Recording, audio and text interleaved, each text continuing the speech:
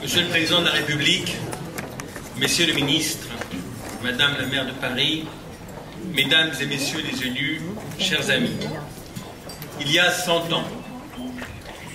ans déjà, un siècle, en 1915, le gouvernement turc a lancé le plan d'extermination du peuple arménien, l'élimination de tout un peuple d'un territoire. Les hommes, les femmes, les enfants, les vieillards ont subi l'horreur, l'atrocité, l'inhumanité, avec la mort comme perspective et la survivance comme le plus mince des espoirs. Mais un espoir tout de même.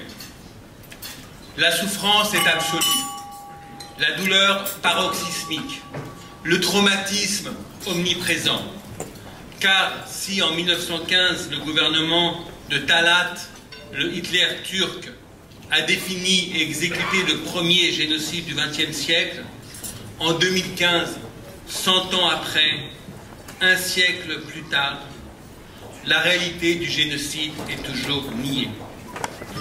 Nous y sommes en 2015, ce moment que nous avions tous tant redouté, ce moment qui, en soi, est un triste moment. Ce moment de l'histoire qui nous porte vers le constat que les gouvernements turcs successifs n'ont pas fait leur travail de mémoire. 100 ans ont passé, un siècle, une éternité, sans que les autorités turques, quelles qu'elles soient, n'aient exprimé le moindre signe vers une reconnaissance du génocide arménien en 1915, commis sous un régime d'empire. Pire, un mensonge d'État a été établi sur le génocide arménien en écrivant l'histoire à l'inverse de la réalité.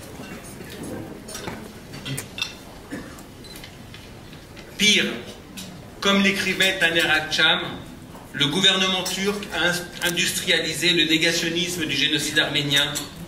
Les communautés turques à travers le monde et en France aussi sont souvent organisées, parfois politisées, généralement financées.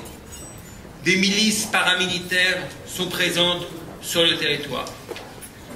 Aujourd'hui, nous étions à Strasbourg, à l'audience de la CEDH, la Cour européenne des droits de l'homme, qui doit statuer sur l'affaire Perinçek contre Suisse.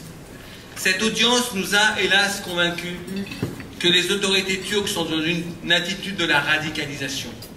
La radicalisation du mensonge, la radicalisation du négationnisme, la radicalisation de leur posture anti-arménienne.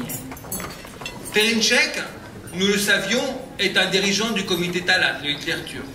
Mais ce matin, à Strasbourg, il a déclaré devant tous les juges de la CEDH que Talat est un héros de la liberté. Ce matin, à Strasbourg, le gouvernement français était, comme le CCAF, tierce partie, à côté de la Suisse, dans l'affaire Perinçek contre Suisse. Un soutien réconfortant et qui confirme votre volonté, Monsieur le Président, de pénaliser la négation du génocide arménien par un projet de loi. Du jugement de la CEDH dépendra l'avenir de la pénalisation de la négation du génocide arménien. La justice est au cœur du combat du peuple arménien depuis des décennies. 2015 doit être l'année de la vérité et de la justice. Le processus de réconciliation doit se fonder sur celui des réparations. 2015 doit être l'année des grandes voix. Les grandes voix doivent se manifester clairement, puissamment, avec autorité. Comme Jaurès, que nous avons célébré à Erevan avec Bruno Leroux en septembre dernier, qui s'était élevé à plusieurs reprises à l'Assemblée nationale pour dénoncer les massacres des Arméniens dans l'Empire ottoman.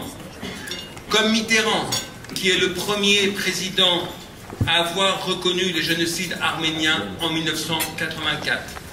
Comme vous, Monsieur le Président, vous qui avez démontré votre attachement à la cause arménienne à de multiples reprises, tant à l'Assemblée nationale, avec le lancement du processus de pénalisation de la négation du génocide arménien, qu'en participant aux commémorations du génocide arménien hier à Paris et demain à Yerevan. Et sur votre initiative, la présence de la France en soutien à la Suisse dans le procès Perinchek est un engagement majeur que nous mesurons à sa juste valeur. Espérons qu'il sera décisif. Il faut savoir provoquer l'histoire. Et le rêve que nous faisons tous ensemble est celui d'écrire cette page de l'histoire avec l'encre de la réconciliation. La réconciliation n'est possible que si elle s'adosse à la vérité, si elle s'appuie sur la justice et si elle est la conséquence d'un processus de réparation. Et le pardon est la conséquence des réparations. Le pardon, quelqu'un disait, le pardon ne fait pas oublier le passé, mais il élargit le futur. Avec Gandhi, nous pourrions rappeler que le faible ne peut pardonner, pardonner appartient au fort. Alors oui, tout est encore possible.